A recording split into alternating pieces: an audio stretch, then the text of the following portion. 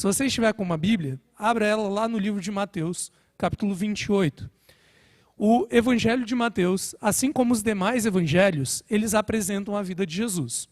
Eles narram para nós desde o momento em que Jesus veio a este mundo até o momento em que ele se entregou por nós na cruz do Calvário e alguns momentos finais ali da sua passagem aqui pela terra, a depender ali do que é relatado em cada evangelho.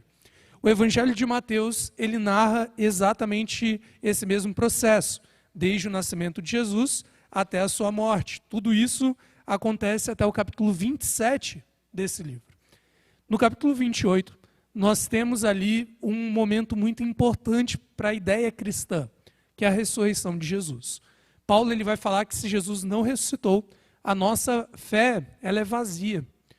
Porque se Cristo não ressuscitou, nós tampouco ressuscitaremos, tampouco teremos a vida eterna. E por isso não teríamos fé de fato. A ressurreição, portanto, que aparece a partir do capítulo 28 de Mateus e nos outros evangelhos também, se torna ali um elemento central no cristianismo. Quando Jesus ele ressuscita, se apresenta aos seus discípulos, ele fala ali umas últimas palavras no livro de Mateus, a partir do verso 18, que vão ser aí a base da nossa reflexão, nosso estudo da nossa classe bíblica de hoje. Antes de começarmos a ler, feche seus olhos, nós vamos fazer uma breve oração pedindo a iluminação do Espírito Santo. Oremos. Senhor Jesus, te damos graças, Pai, pela Tua palavra, pela Tua revelação. Pedimos agora que o Senhor derrame o Teu Espírito e que assim ilumine a nossa mente e o nosso coração, para que compreendamos a Tua vontade. Esteja conosco, te oramos em Teu nome. Amém. Em Mateus 28, a partir do verso 18, está registrado aqui aquilo que nós chamamos de a grande comissão. Jesus reúne os seus discípulos e diz o seguinte, verso 18 do capítulo 28 de Mateus. Jesus, aproximando-se, falou-lhes dizendo, primeiro, toda autoridade me foi dada no céu e na terra. Ide, portanto, fazei discípulos de todas as nações, batizando-os em nome do Pai, do Filho e do Espírito Santo, ensinando-os a guardar todas as coisas que vos tenho ordenado. E eis que estou convosco todos os dias até a consumação do século. É bem provável que todos vocês já tenham ouvido esses versinhos em algum momento. Contudo, muitas vezes, nós não damos a devida importância para o que está aqui. Eu quero ensinar uma palavrinha para vocês, uma palavrinha grega, provavelmente você já tem ouvido em algum momento, mas que eu vou repetir várias vezes hoje. A palavrinha grega é ethos. Ethos. É a palavrinha que vai dar origem à palavra ética. Ethos é uma palavrinha que significa algo como se fosse o conjunto de valores, o conjunto de princípios, todo o que permeia uma cultura, uma identidade de um conjunto de pessoas, de um movimento ou algo assim. O ethos cristão, a estrutura, o conjunto de valores, de cultura, a identidade cristã, ela está aqui nesses três versinhos. Três versinhos. Se você olha para a igreja cristã, você deveria enxergar todos os cristãos envolvidos nesses três versinhos. Nós veremos que cada um de nós está envolvido em uma etapa desses versos. Só que todos nós deveríamos estar enquadrados nisso, porque cristianismo está aqui. Cristianismo está aqui.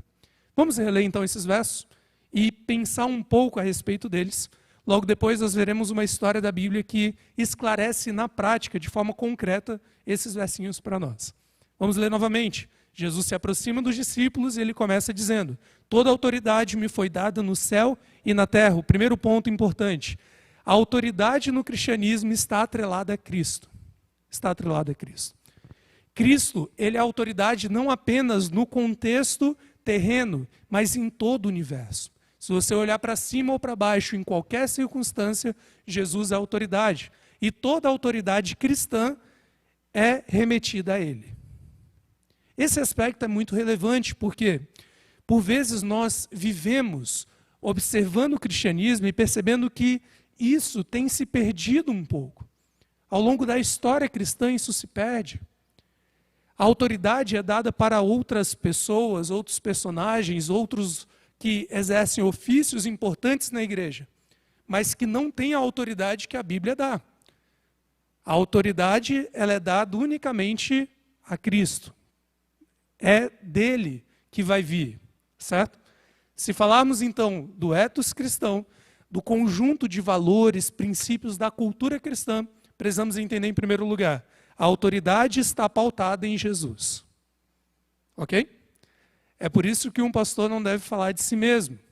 É por isso que um pastor não ensina a partir de suas ideias. Ensina a partir da Bíblia, a palavra de Cristo. Certo? Continuemos. Com base nessa autoridade que Jesus tem, ele diz no verso 19, o cristão, ele deve ir, portanto, ele deve ir, fazer discípulos de todas as nações. A palavra discípulo é algo muito comum para nós, então você deve entender que discípulo é um seguidor, alguém que segue Jesus, né? Nesse caso. Então, o cristão, ele deve ir, fazer discípulos, converter seguidores para Jesus, de todas as nações, de todo lugar, batizando-os, portanto, em nome do Pai, do Filho e do Espírito Santo. Você deve converter as pessoas em discípulos de Jesus, você deve batizá-las e você deve ensiná-las a guardar não uma coisa ou outra, mas todas as coisas que Jesus nos ordenou. Certo? Último ponto que Jesus esclarece aqui no verso 20, e eis que estou convosco durante esse processo, todos os dias, até a consumação dos séculos. Se você prestar atenção, o que Jesus ele coloca aqui é basicamente o que ele fez ao longo de todo o Evangelho. Já observou isso? Jesus ele vem no mundo e ele passa durante todo esse tempo fazendo isso, fazendo discípulos, batizando-os, não ele mesmo, né? Outro batizou, mas ainda assim batizando-os, em nome do Pai, do Filho, e ensinando eles continuamente a guardar todas as coisas, estando com eles durante esse processo. A igreja cristã, portanto, ela é construída a partir desse ethos, a partir dessa cultura. E você, como cristão, você deve se enxergar aqui. Você, se você ainda não se vê como um cristão, você também deve se enxergar aqui. Porque você faria parte ainda dessas pessoas que estão em todas as nações e que devem ser alcançadas pelos cristãos. A ideia é que o cristianismo deve viver a partir desse conjunto de cultura. E quando nós olhamos para a história, nós percebemos que, por um momento breve, mas muito importante, a igreja entendeu e viveu isso. Se você quiser acompanhar comigo, a partir do capítulo 1 de Atos, passe aí algumas páginas da sua Bíblia, você pode ver isso, né? Ali a partir do capítulo 1 de Atos, um livro que registra para nós, em caráter histórico, as ações da igreja cristã, você vai ver que eles fazem exatamente isso que Jesus ordenou. Primeiro, eles ouvem, né, orientações específicas de Cristo, eles resolvem alguns problemas que eles têm ali entre eles, eles escolhem um novo discípulo no lugar de Judas, que havia traído Cristo, e depois disso, ao serem ali batizados pelo Espírito Santo de Deus, eles saem para poder pregar. É isso que aparece a partir do capítulo 2 de Atos. Se você quiser ir acompanhando, você vai ver ali sermões sendo pregados, pessoas sendo batizadas por terem se tornado discípulos de Jesus. E pessoas que vão ser ensinadas continuamente. Olha a partir do versinho 42, você pode observar essa mesma descrição. Pessoas que vão perseverar na doutrina, pessoas que vão aprender sobre isso e que vão viver diariamente essa realidade. O capítulo 3 de Atos ainda descreve sermões, ainda descreve ações do povo de Deus indo para poder pregar esse evangelho do reino. Tudo o que vai acontecer até os próximos 2 capítulos e chegar no capítulo 6 do livro de Atos. Quando nós chegamos no capítulo 6 de Atos, nós temos um detalhe interessante aqui. Por quê? A igreja cristã, ela continua entendendo que o seu ethos, a sua cultura, o seu conjunto de valores, de práticas, enfim, sua identidade, está naqueles versinhos que nós lemos. A autoridade está em Jesus, temos que ir, fazer discípulos, batizar as pessoas e ensiná-las, e Jesus estará conosco. Eles sabem disso, só que eles se encontram com um problema no capítulo 6. E eu quero que você leia comigo, capítulo 6 de Atos. A partir do verso 1 diz o seguinte: Ora, naqueles dias, multiplicando-se o número dos discípulos, qual que é o problema? Muita gente se converteu. Baita problema bom, né? Baita problema bom. Muitas pessoas se tornam discípulos de Jesus. E isso causa a seguinte situação: acontece murmuração, confusão entre os discípulos chamados helenistas, os discípulos conversos não judeus, contra os judeus. Porque as viúvas deles estavam sendo esquecidas na distribuição diária. O que acontece? Jesus, ele estabeleceu, ainda no Antigo Testamento, e ele reforça isso no Novo Testamento, que o cristão, ele tem uma responsabilidade social. Ele tem responsabilidade sobre o pobre, sobre a viúva, sobre aqueles que necessitam. Isso não é opcional. O cristão, ele tem a obrigação de cuidar. Deus colocou essa obrigação para nós. Diante dessa realidade, a igreja cristã exercia essa obrigação. Só que aqui você tem muitos discípulos. Eles não estão conseguindo fazer direito. E isso está causando um problema. Então, o que acontece no verso 2? Os 12 apóstolos, os discípulos mais próximos de Jesus, convocam a comunidade dos discípulos e dizem o seguinte: não é razoável que nós abandonemos a palavra de Deus para servir às mesas, para fazer esse serviço de atenção social. Mas, irmãos, escolhei dentre vós 7 homens de boa reputação, cheios do espírito de sabedoria, aos quais encarregaremos deste serviço. E quanto a nós, nos consagraremos à oração e ao ministério da palavra. Basicamente, o que acontece aqui? A igreja, mesmo reconhecendo que o seu ethos é aquele que nós já vimos, reconhece que é necessário mais um processo de organização. Há outras coisas que a igreja precisa fazer. E ela precisa se organizar a partir de pontos de ação. Então, por exemplo, ela olha e fala: olha, nós estamos aqui e nós temos pessoas para serem cuidadas. Então ela vai olhar e vai falar: Zé, você vai ser o responsável agora por distribuir roupas. Israel, você vai ser o responsável por cuidar aqui da distribuição de alimentos. Sônia, você vai ser o responsável por vir aqui ensinar na classe bíblica. A igreja começa a se organizar assim. Isso se mostra necessário. Só que o detalhe que nós precisamos entender é, ainda assim, mesmo se organizando com outras atividades, a igreja não perde de vista o seu ethos, a sua compreensão da sua cultura e identidade. Quer ver isso muito claro? Se você olhar o verso 5, no capítulo 6 de Atos, vai dizer o seguinte: que o parecer agradou a toda a comunidade e eles vão eleger alguns homens, dentre eles 2 que ficaram muito famosos no cristianismo. O primeiro, Estevão, homem cheio de fé e do Espírito Santo, e Filipe. Esses homens eram diáconos. Eram homens cuja principal responsabilidade dentro da igreja era servir às mesas, ajudar aos necessitados, servir aos necessitados.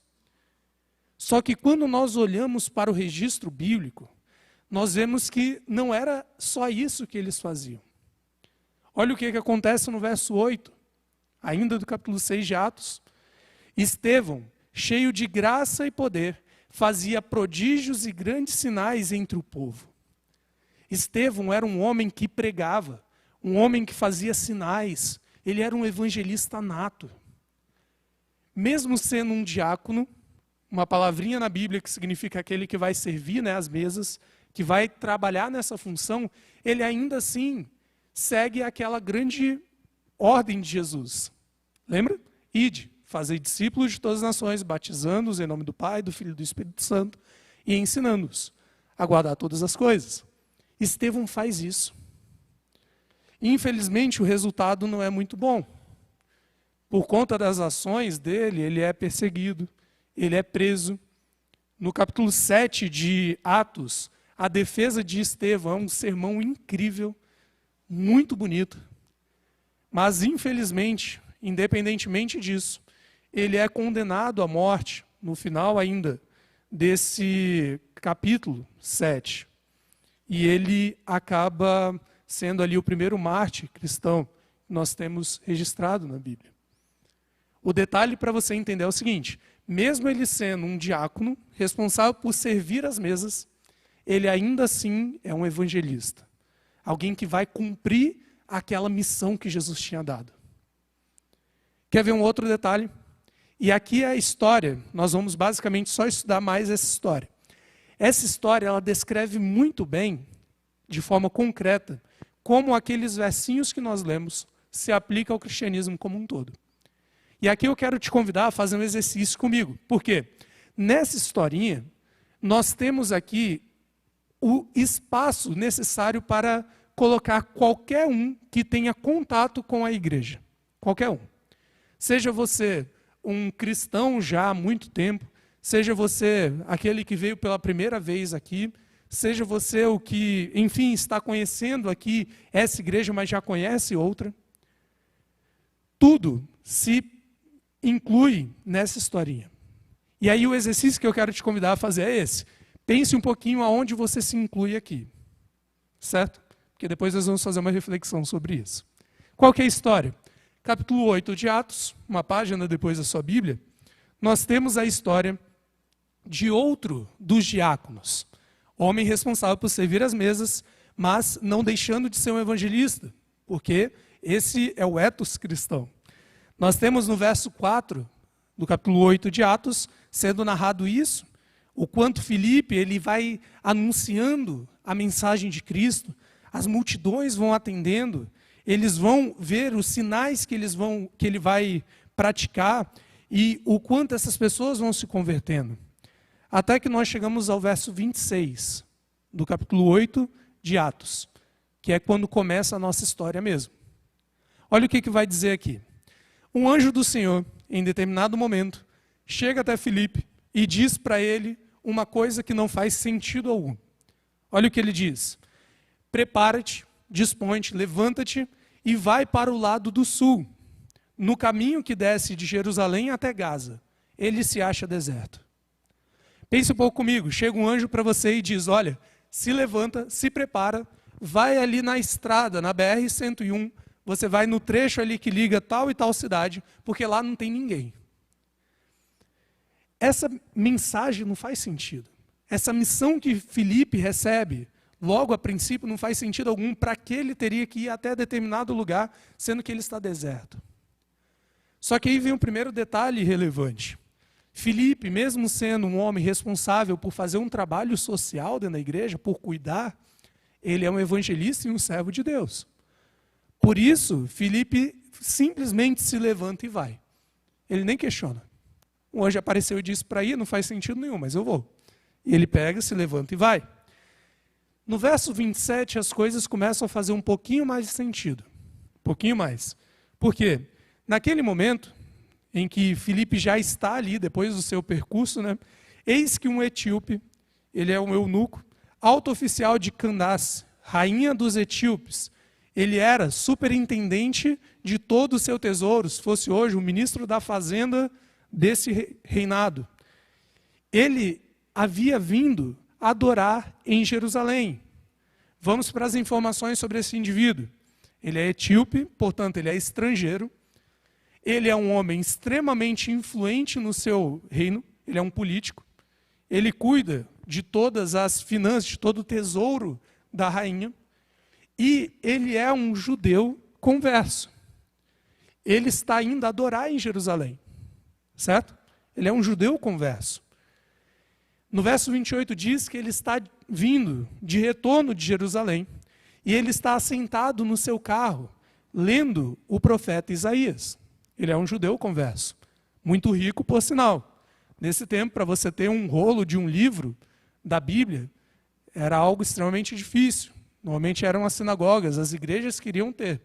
Mas este homem tem acesso a um rolo próprio, né? Um livro próprio, que ele pode ler.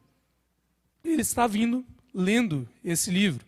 Então, no verso 29, a missão de Filipe, ela se esclarece. O Espírito vem até Filipe e diz, aproxima-te desse carro e acompanha-o. Começa a se esclarecer, mas ainda não faz tanto sentido. Simplesmente fala, olha, está vindo um carro, aproxima-te e acompanha-o.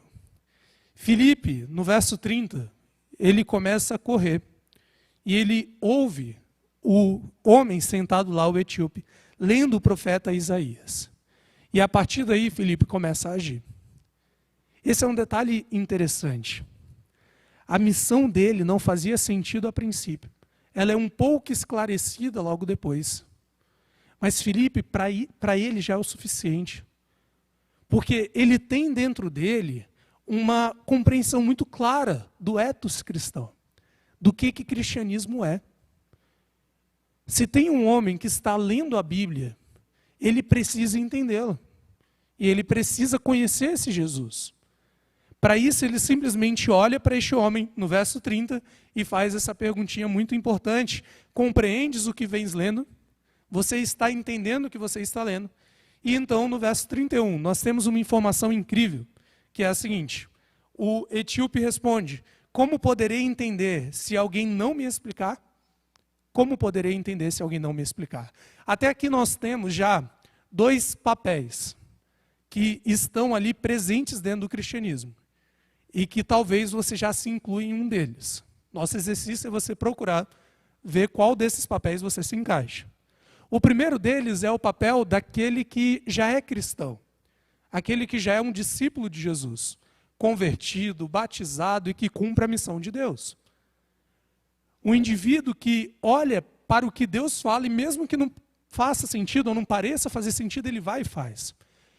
Um indivíduo que conhece tão bem a cultura cristã que ele só se depara com uma situação e faz o que tem que fazer, mesmo que ele não tenha informação direta que é aquilo. Esse é o primeiro papel. E talvez você faça parte dele. Só que pense bem se você de fato faz parte dele. Pense bem. Porque no contexto de uma igreja que, assim como a igreja cristã primitiva lá dos apóstolos, entendeu que era necessário se organizar melhor em alguns contextos, em algumas funções específicas para cumprir algumas partes da obra que Deus tinha deixado, às vezes a gente se organiza também assim e a gente perde de vista que, muito embora nós tenhamos funções que nos obriguem, entre aspas, a agir em determinada área da igreja, nós, em essência, somos todos cristãos e, portanto, somos todos submetidos àquela ordem que Deus deixou lá em Mateus 28. Em outras palavras muito simples, se você se enquadra nesse papel de Filipe, pense se você não olhou apenas para a função que você recebeu dentro da sua igreja e falou, eu sou um diácono, como Filipe era. Minha função é servir as mesas, é cuidar da igreja. Eu sou um diretor de música, minha função é vir cantar. Eu sou um líder jovem, minha função é organizar e cuidar dos jovens. Pense se você, mesmo cumprindo ou não sua função, se você não perdeu de vista a missão que você teve lá em Mateus 28. Porque essa missão, ela independe da sua função dentro de uma organização eclesiástica ou de uma organização de uma igreja. Ela é presente em todo cristão. A missão de ir, pregar, fazer discípulos, batizar e ensinar. Função para todos. Se você se enquadra nesse primeiro papel, pense se você não se perdeu apenas na função e esqueceu a missão.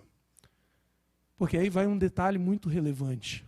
Biblicamente falando, não importa a função que você pratique dentro da sua igreja, como cristão, você naturalmente é um evangelista. Não existe cristão que não é evangelista. E é uma questão que faz até sentido, né? Pensa um pouco comigo. Para você primeiro, né? Fique tranquilo que se você não está nesse papel, você vai entender também a partir dessa historinha. Para você que está no papel de Filipe, pense um pouco comigo.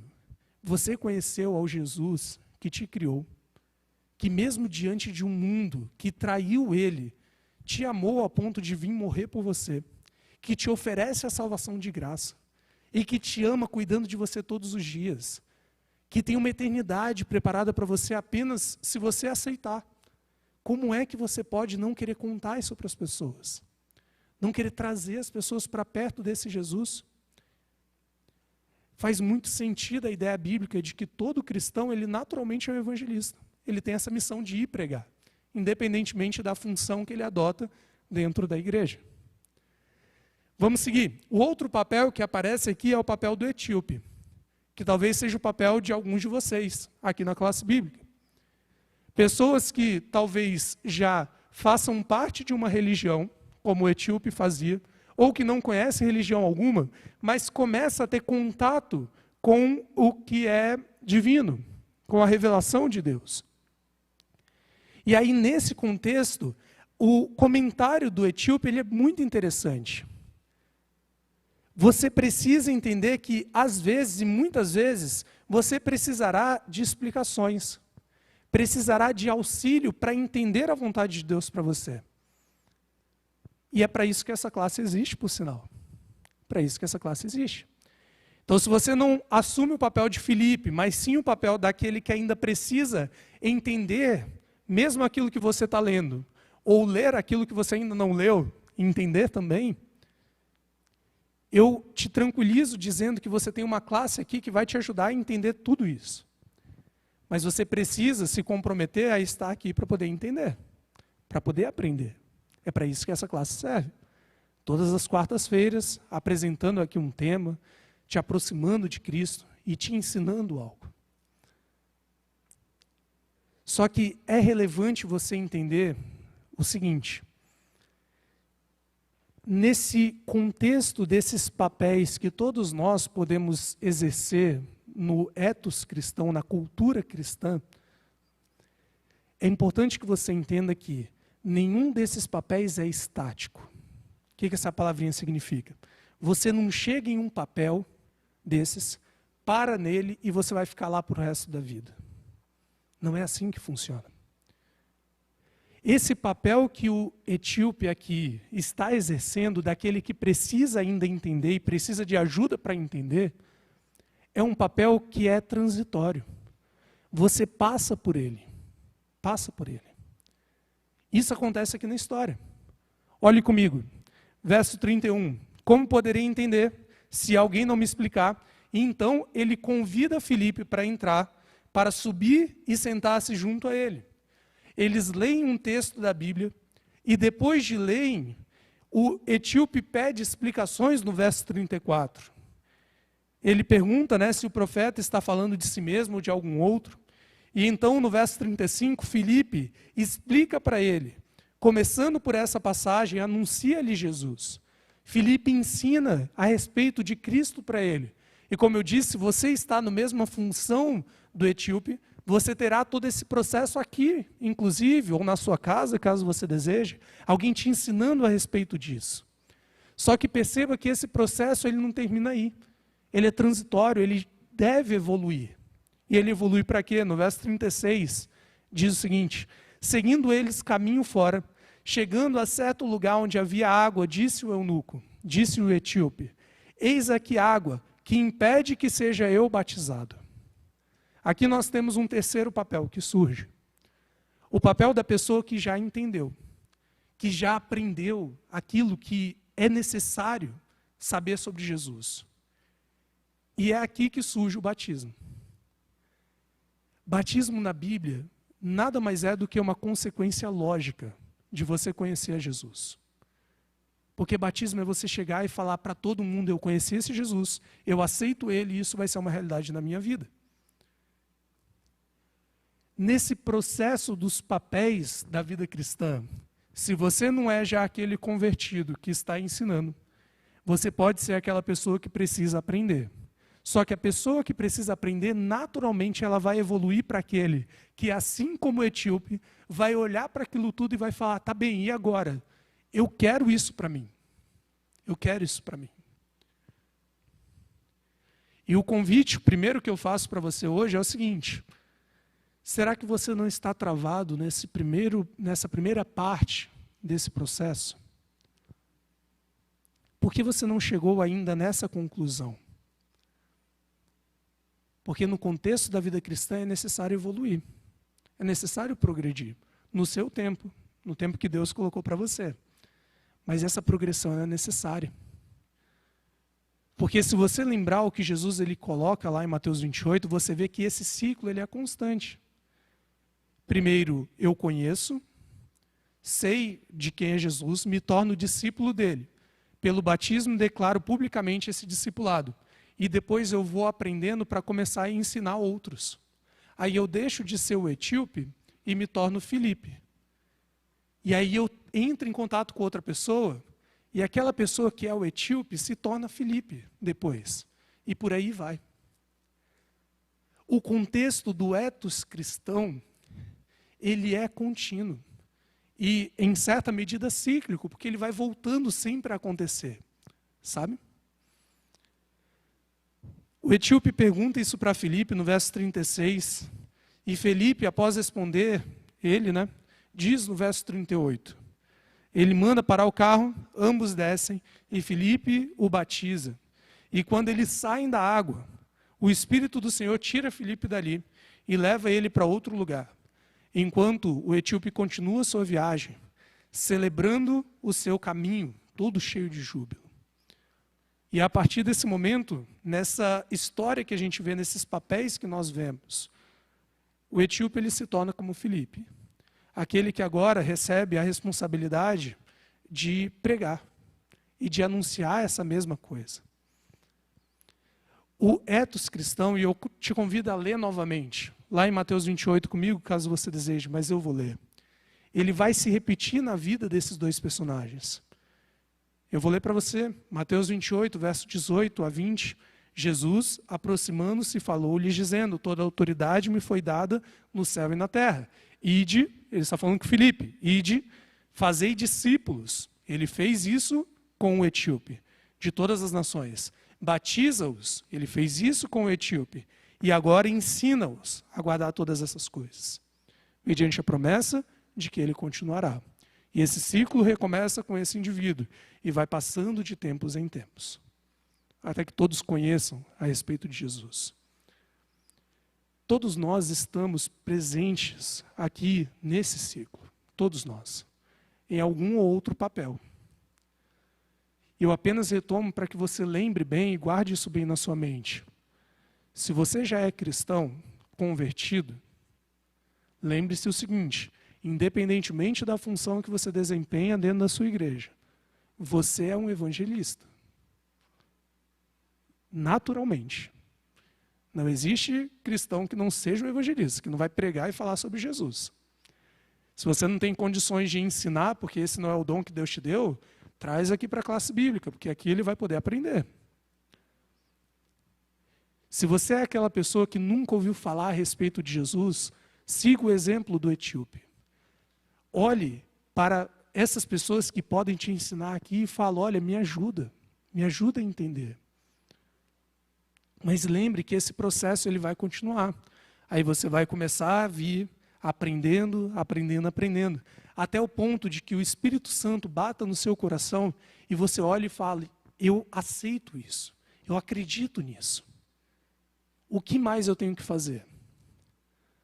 Nesse contexto, o batismo acontece. E é a partir desse momento que você se torna Filipe. Aí você sai para poder pregar e anunciar, ajudar outros a entender. E o evangelho do reino é pregado assim. Todos nós estamos presentes nisso. O problema é que nós vivemos em uma realidade em que essa compreensão do etos cristão, ela está muito frágil, muito frágil. Não apenas agora. Durante séculos, essa visão da autoridade de Jesus, sendo dele, não de alguém, ela foi questionada, foi ali bagunçada no contexto teológico cristão. Durante séculos, esse processo de ir fazer discípulos, batizar e ensinar, ele foi interrompido. Eu não sei se você já reparou, mas hoje nós vivemos uma realidade cristã que ela é muito estranha. Nós nunca tivemos pessoas tão espiritualizadas, tão cristãs no nosso mundo, tão religiosas, melhor dizendo, e que lotam as igrejas cristãs, mas que não se incluem nesse processo aqui. Pessoas que às vezes estão em uma igreja hoje, amanhã estão em outra igreja, depois de amanhã em outra igreja, e em todas elas consomem algo de bom, mas que não se comprometem a passar por esse processo, para depois se tornar Filipe também. e ensinar esse processo para outras pessoas. No contexto sociológico, nós dizemos que hoje a religião ela funciona a partir de uma ótica de mercado, sabe? Que eu vou até a igreja e falo, olha, eu quero isso daqui, eu quero bênção para a minha vida, então minha família está mal, e eu quero que minha família esteja bem, então eu vou para a igreja para pegar essa bênção. O que eu preciso pagar? Eu preciso dar dízimo? Então eu vou dar dízimo. Eu preciso, não sei, entregar essa cesta básica? Eu vou entregar. Eu preciso ler a Bíblia? Eu vou ler. Aí quando eu recebo a bênção, eu vou embora, porque eu já recebi e já paguei pelo que era. Só que isso foge muito desse ethos cristão, dessa identidade cristã que está aqui. O meu convite para você hoje é para você tentar olhar para essa historinha, mesmo que seja em casa, olhar para essa mensagem aqui que Jesus deixa e pensar, onde eu estou aqui? Eu sou essa pessoa que já está na igreja, que tem uma função, mas que ainda assim eu sou o evangelista que vou seguir, se não for eu tenho que ajustar meus rumos. Eu sou essa pessoa que não conhece nada a respeito de Jesus. Se eu for essa pessoa, o convite está aí. Toda quarta-feira, 19h30, classe bíblica. Sábado também temos classe bíblica. Aí vem aprender. Eu sou essa pessoa que já está aprendendo bastante. Então, está na hora de eu dar aquele passo e falar, Senhor, é isso que eu quero. Então vamos lá, eu vou declarar para o mundo inteiro que é isso. Porque depois eu vou começar a anunciar esse reino. Que Deus te abençoe. E que nesse processo Ele te ajude a se enxergar nesse contexto do que é cristianismo. E que assim você componha isso, sendo alguém que não está apenas na religiosidade só para ter uma relação, às vezes, de mercado, como eu comentei. Mas alguém que olhou para esse Deus e falou, não é esse Deus que eu quero. Quero me relacionar com Ele, viver isso daqui. No seu tempo, no momento que você estiver, mas vivendo isso mesmo.